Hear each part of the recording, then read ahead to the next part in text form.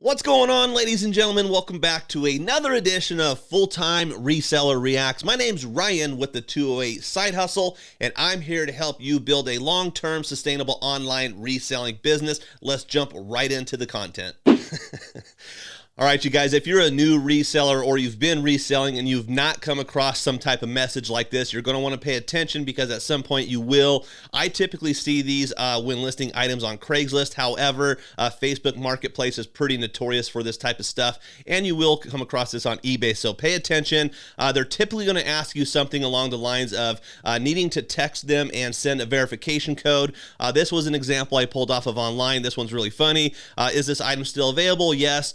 I can pick it up. Please give me your cell phone number. If you're selling somewhere like on eBay or Facebook Marketplace where you're not providing your personal information like a cell number, that's your red flag right there. You should never have to provide a cell number. If you're doing local pickup, that's a little different. Seller here says, hey, what do you need that for? The scammer then says, hey, I need a 6-digit code to make sure you are real. Seller to your cell phone number. And then, of course, if you guys read the comment below, he responded pretty much how I would because I can't stand scammers. But let's go ahead and take a quick look at how this scam actually works because I know a lot of people don't understand what that scam actually is. Excellent timing for that.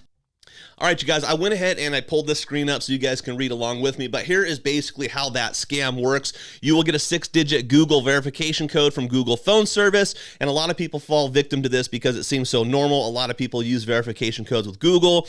The buyer is going to ask you for that particular code, and then in case you share that code with the scammer, what the scammer is going to do is they're going to take that code, and then they're going to verify your phone number. That way they can create their own Google phone number, and then they're going to start to scam other people. So this scam isn't going to directly affect you per se, but what you're doing is giving them access to your phone number. Therefore, they are basically scamming you and they can access other accounts, but they're going to go ahead and start scamming other people. So again, anytime you see something like on eBay or Facebook Marketplace where your phone number is not provided, anytime somebody's asking you for your phone number or some type of personal information or something about a verification code, never fall for that scam and never ever give that information out. Here's a great question. We see this come up all the time, especially on my TikTok lives. That's a hint for you. If you don't follow me on TikTok, make sure you look up 208 Side Hustle. I post 4 to 5 times a day, and I go live about 3 times a week answering questions like this. So here we go. Questions on selling items that you will only make $5 or less. I've seen some say it's worth it. Some say the more you have in your shop. I personally feel if I'm not making 20 plus, it's a headache. Any input appreciated. Again, fantastic question. We see this come up all the time, and the only thing that I could say to this, that's totally up to you. Some people feel that making $5 on an item is a fantastic day. Other people, like this person right here, feels $20 is their minimum threshold. Me personally, by the time I source something and I sell something, if it has an over 50% sell-through rate and I can profit $10, I'm going to do that all day long, especially if there's something that moves really quick. If I sell 10 of those in a day, that's $100. And I always talk about this. This business is not always about hitting that home run. If you focus on a business where you're just trying to find those home runs,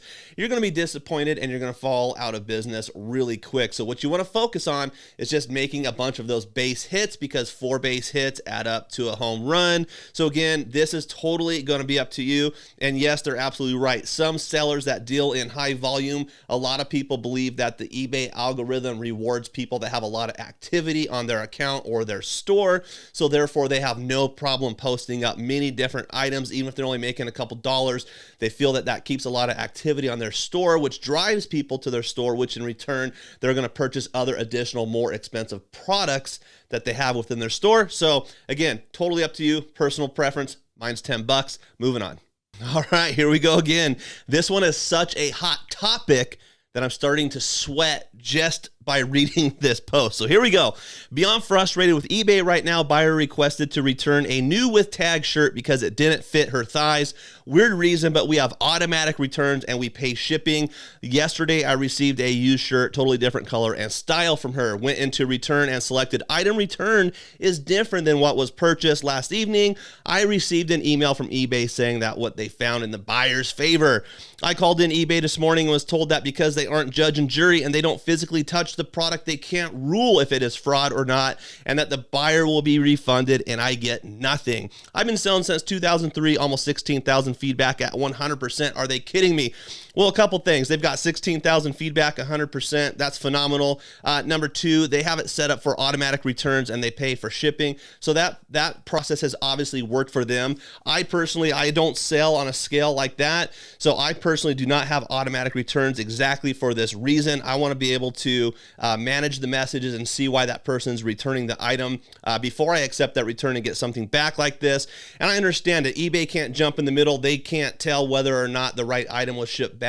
A lot of people say, hey, video it when you open up the package, but it's pointless because eBay will not even review your video footage. So don't waste your time doing that. Here's what I would say with this one. I do not like to sell women's clothing because women tend to send items back much more than men. I'm not knocking women. I'm just simply saying that that's a statistic. That's what typically happens. Women's clothing is much more difficult and women's bodies are a lot different. And so clothing fits a lot different. So you're going to deal with a lot more returns. I primarily sell men's stuff. I don't get that many returns. However, an item not described return, eBay is pretty much 99% of the time going to find their favoring for the buyer on that one, so you're just going to lose out on that. Now, I don't accept returns for an item that doesn't fit right or they think it fits weird. That's on them. They're buying something online, and even if I do, I'm going to make them pay for shipping. And 99% of the time, if I do accept that return and I ask them to cover the shipping, they usually just end up keeping it. So for me, I would change that policy right there so that you're not dealing with those automatic returns. But at the end of the day, if you've got 16,000 feedback, you've been on since 2003, and your feedback's at 100%, trust me, one negative feedback will not impact you. Anybody with half a brain, if they really look at your feedback and they see that there's one negative out of that many transactions, you're probably going to be okay. So I wouldn't sweat that too much. And kind of sticking with that theme right there, my biggest advice to somebody that's new, you're going to see a lot more of this stuff when you're a new reseller. That's just the way it is. When your feedback's really low, people are going to take advantage of you. So starting out, it's going to be a little bit rough and you're going to deal with some of this stuff. So I want you to mentally prepare and be ready for stuff like this, because if you let this stuff get to you, you're going to burn out and not want to do this business right out the gate. It's just called the cost of doing business. So once you can put that in your mindset, hey, this is going to happen, suck it up, deal with it, move on. A lot of times they'll send you the correct item back. If they do, so what? You know what? Make the buyer pay the shipping, relist the item. It's a little bit of a hassle. If you get kind of scammed like this, sure, it's a bummer, but tax write it off at the end of the year. Write that off as a loss. So don't want to dive any farther into this one. Let's jump on to the next. Man, we are up in the boiler room today because this is another hot topic I see come up all the time. I have been selling, I think we mean selling here, on eBay, and I've been charging shipping. Is it better to do free shipping or is it better to charge for shipping? Again, ask 100 resellers this question. 50% will say, hey, offer free shipping. 50% will say charge for shipping. But here's the bottom line, and memorize this. There is no such thing as free shipping. If you have an item that is worth $20 and you want to sell that item for $20 and it's going to cost you $8 to ship that item, you will either list that item for $28 plus free shipping, or you will list that item for $20 plus $8 in shipping. It's irrelevant. You should never lose money on shipping, and some people's process is simple. If something's $29.99, mentally that looks cheaper than $30. So it kind of falls back on that same process, right? Free shipping, even though the price is higher, people get hung up on that free shipping.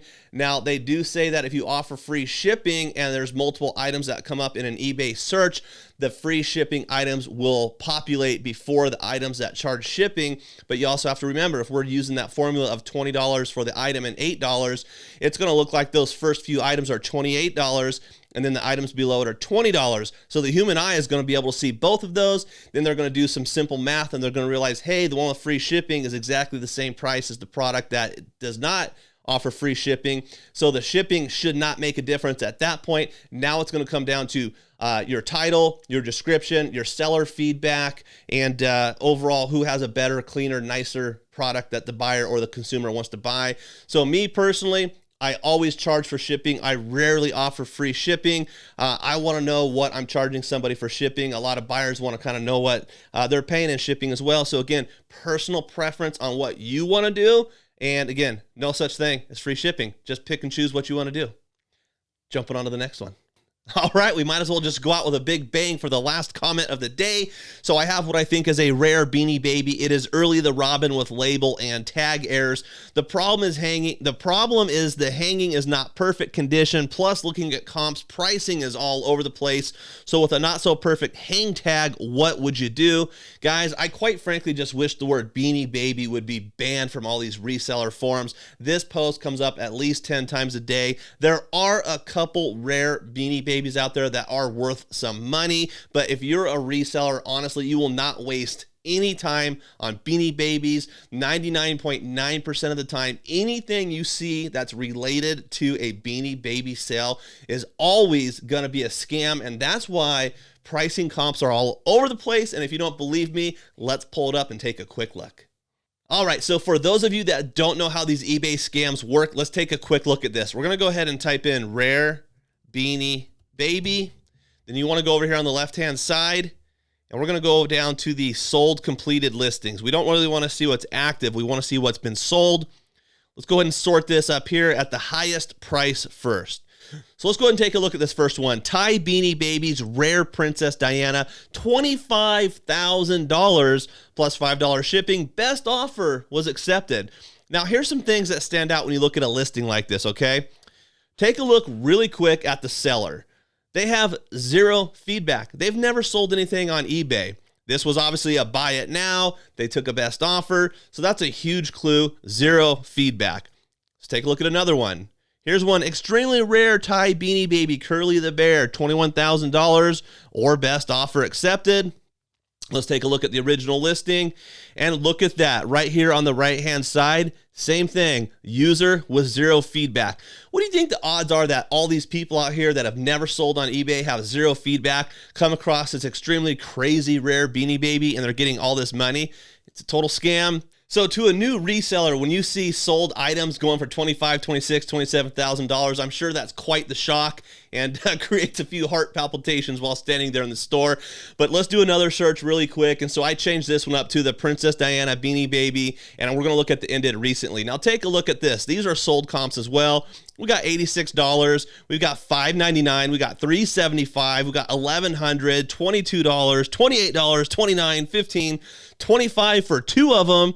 We got $19, we got $7, we got 99 cents. Do you guys kind of see the trend and the pattern here? Those ones that were selling for $25,000 with brand new users with zero feedback, those are obviously scams. That's not what they're selling for. So once again, there are some Beanie Babies that are worth some money, but if you're looking to get into the reselling business, you want to build something long-term and sustainable, you don't want to be messing around with this stuff. The only time people are really making money, maybe you buy a gigantic lot and you're paying like 10 cents for the Beanie Baby, and then you're moving them individually. They on average sell anywhere from $4 to $5, so don't fall into the Beanie Baby scam. Well, ladies and gentlemen, I am sure you are just as disappointed as I am that this is the end of this episode of Full-Time Reseller Reacts. Drop a comment below. Let me know if you've experienced any of the things that I just shared with you. And I'm also really curious, what do you guys think of how I reacted to those comments? Would you do the same thing, or would you do things differently? And since I have you down there typing a comment for me, do me a huge favor. The best way you can support my channel, and it's free, just click that like button. Go ahead. It's right there. I'll wait for you. But in all honesty, if you guys really like this type of content, make sure you subscribe to the channel and hit that bell notification so you don't miss it when I drop a new video. And like always, guys, we'll catch you on a new video. And drop a comment. Let me know if there's some topic I haven't covered yet that you would like me to see cover. Thanks again for watching. I appreciate everybody's support.